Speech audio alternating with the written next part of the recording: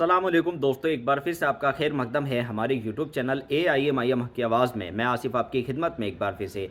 दोस्तों, मौलाना सज्जाद नोमानी ने एक बाकायदा पूरा प्रेस रिलीज़ किया है, एक पूरे डॉक्यूमेंट रिलीज़ किए हैं जिसमें उन्होंने लगभग सभी पार्टियों के कुछ कुछ उम्मीदवार को सपोर्ट किया है। मौलाना सज्जाद नोमानी को आप जानते होंगे। मौलाना सज्जाद नोमानी एक बड़ी शख्सियत है, आलिम हैं। उन्होंने जिन लोगों को सपोर्ट किया है उनमें कई लोग ऐसे हैं जो हाल ही में मुसलमानों के खिलाफ बयान देते थे, लेकिन अब वो कांग्रेस में या उद्धव ठाकरे की शिवसेना में या एनसीपी में शामिल होकर अब अपने पाप उन्होंने धो दिए हैं।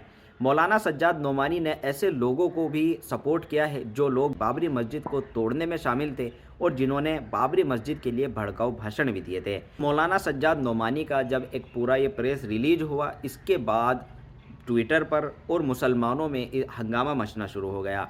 ट्विटर पर लोगों ने तरह तरह की बातें लिखी मौलाना सज्जाद नोमानी के बारे में और उनसे कई तरह के सवाल भी पूछे। हालांकि इस पूरी लिस्ट में असदुद्दीन ओवैसी साहब MIM के सिर्फ 2 कैंडिडेट थे जिनको उन्होंने सपोर्ट किया है।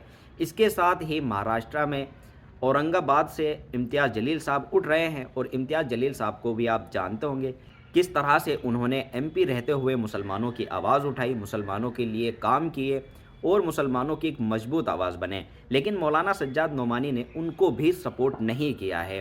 तो मौलाना सज्जाद नोमानी से कई तरह के मुसलमानों ने सवाल पूछे और कई तरह की बातें लिखनी शुरू कर दी।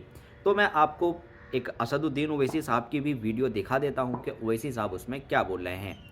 मौलाना सज्जाद नोमानी ने जो ये किया है उसके बारे में आपकी क्या राय है, आप कमेंट में ज़रूर अपनी राय लिखें और मौलाना सज्जाद नोमानी से इसके बारे में सवाल करें। वीडियो देखें असदुद्दीन ओवैसी साहब क्या बोल रहे हैं।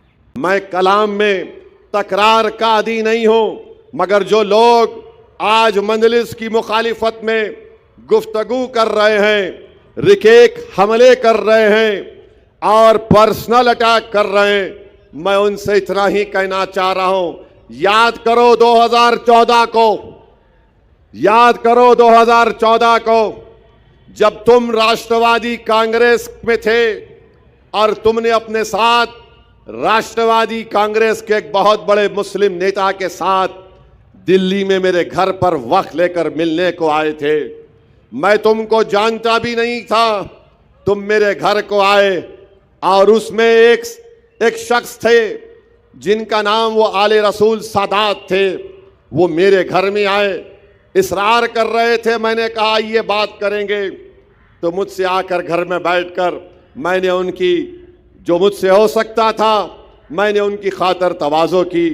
उसके बाद जो एक साहब थे राष्ट्रवादी कांग्रेस के, उन्होंने 2014 में मुझसे कहा था, असदुद्दीन ओवैसी साहब, हम अपने साहिब के पास से आपको पैगाम लेकर आए हैं कि आप इलेक्शन मत लड़िए महाराष्ट्र का, आपको जो चाहिए हम आपको मुहैया कर देंगे। मुझे अच्छी तरह वो अल्फाज याद हैं। मैंने कहा कि आप मेरे घर में मेहमान हैं, आप आले रसूल हैं, मैं आपकी बड़ी इज्जत करता हूं, मगर खुदा के लिए मेरे घर में बैठकर आप मेरा सौदा नहीं कर सकते। आप गलत घर को आए हैं। ये वो घर है जिसमें हम पैदा हुए, जिस घर के रिवाज ये है कि हम अपने आप को मिटा देंगे, खत्म कर देंगे, मगर कौम के नाम पर सौदा करने वाले का नाम असदुद्दीन ओवैसी नहीं है। मैंने उस शख्स से कहा कि तुम आले रसूल हो, मैं तुम्हारी बहुत इज्जत करता हूं, क्योंकि मैंने हदीस शरीफ में पढ़ा कि रसूल अल्लाह सल्लल्लाहु अलैहि वसल्लम ने फरमाया कि मेरी आल कश्ती नूह की तरह है, जो उसमें सवार हो गया वो बच गया। मैं अहले बैत की बड़ी इज्जत करता हूं। मैं तो इस कौल को जानता हूं इमाम जाफर उस-सादिक रदी अल्लाह ताला अन्हु के, कि इमाम जाफर उस-सादिक ने कहा था कि अल्लाह ने जब कुरान में फरमाया वा तसीमु बिहब्लिल्लाह जमीओ वला तफर्रकू, कि अल्लाह की रस्सी को मजबूती से थाम लो और मुंतशिर मत हो जाओ, तो इमाम जाफर उस-सादिक ने कहा कि जो कुरान में फरमाया गया अहले बैत है, कि अहले बैत को पकड़ लो। मैं उनसे कहा कि आप इस तरह की बात मत करिए, आप बराए मेहरबानी अगर और कुछ गुफ्तगू करना चाहते तो मुझसे बात करिए। वो उठ गए और चले गए। उसके बाद वो शख्स इतना मुतासिर हुआ, बोला मैं औरंगाबाद का हूं, मैं मजलिस में आना चाहता हूं। मैंने कहा याद रखो, मजलिस में जब आ रहे हो तो तुम इस तरह की बात दोबारा मेरे सामने नहीं करना। और आज आप मजलिस इत्तेहादुल मुस्लिमीन और इम्तियाज जलील पर रकेक हमले करते हैं। कौन सी जबान में तुम बात कर रहे हो? अगर कोई आकर मुझसे कहेगा कि मैं 70 साल के करीब हो चुका हूं, मुझे टिकट दे दो, कोई आकर मुझसे कहेगा कि मैंने वंचित को पैसे दिए हैं, दूसरी पार्टी को भी इंस्टॉलमेंट देने तैयार हूं, उनसे एडजस्टमेंट हो जाएगा, तो मैंने कहा अगर आप दूसरी पार्टी से एडजस्टमेंट करा रहे हैं तो मजलिस के पूरे सीटों का ऐलान करिए, अलायंस कराइए, मैं अलायंस करने के लिए तैयार हूं। सिर्फ एक सीट पर क्यों? अगर अलायंस होगा तो सब सीटों पर होगा। तो बोले नहीं, खाली मेरी सीट की मेरी को फिक्र है। आप बताओ, जो शख्स सिर्फ अपनी जात के लिए मर मिट रहा है, तो क्या सदुद्दीन ओवैसी जात का साथ देगा या इन लाखों करोड़ों औरंगाबाद के दिलों में बसने वाली मोहब्बत, धड़कने वाले दिल का साथ देगा? बताओ।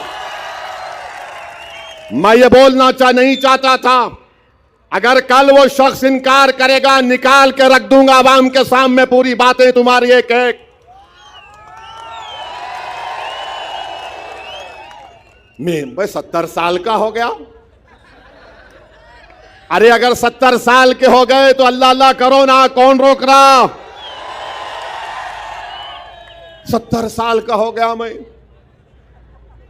अब मैं भी बोलूंगा, मैं भी 70 साल का हूंगा कभी ना कभी, अल्लाह जिंदा रखा तो। नहीं, मैं 70 साल का हो गया, I want one more election. क्या बात है, क्या बात है, बताइए आप। और कौन है ये समाजवादी पार्टी? ये समाजवादी पार्टी क्या है बताता हूं मैं आपको।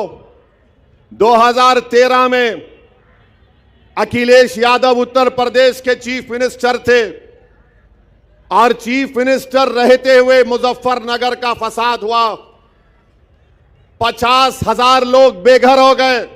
कितने? 50,000। 8-8 महीने, एक साल तक अपने घर को नहीं गए। मुजफ्फरनगर के इलाके में आसमान के नीचे कड़ाके की सर्दी में ये लोग कैंप में रहते थे। उस कैंपों में 2 या 3 दिन मैं फिरा, मजलिस की तरफ से उनको रिलीफ दिया, पैसे दिया। एक कैंप में मैं गया, उस बच्चे का नाम शाहनवाज है, अल्लाह उसको सलामत रखे, वो मुझे साथ लेकर चल रहा था। मैं एक कैंप में गया तो देखा कि 10 लोग बैठे हुए, खवातीन रो रही हैं, बहुत रो रही हैं। किसी ने कहा कि हैदराबाद का एमपी ओवैसी आया है, उन्होंने और रोना शुरू कर दिया। मैंने पूछा है, मैं जानता हूं कि कैंप में है, इनका घर बार लुट गया, इनके लोगों को मार दिया गया, इनकी तकलीफ क्या है? तो उन्होंने मुझसे कहा था कि हम 3 परिवार के लोग हैं और हमने अपनी बेटियों के शादी के लिए सामान जमा किया था, वो पूरा सामान दंगाई लूट कर चले गए। मेरी आंख में आंसू आ गए, मेरे रोंगटे खड़े हो गए। मैं उन बहनों की, हमारी मां के आंसुओं को नहीं देख सका।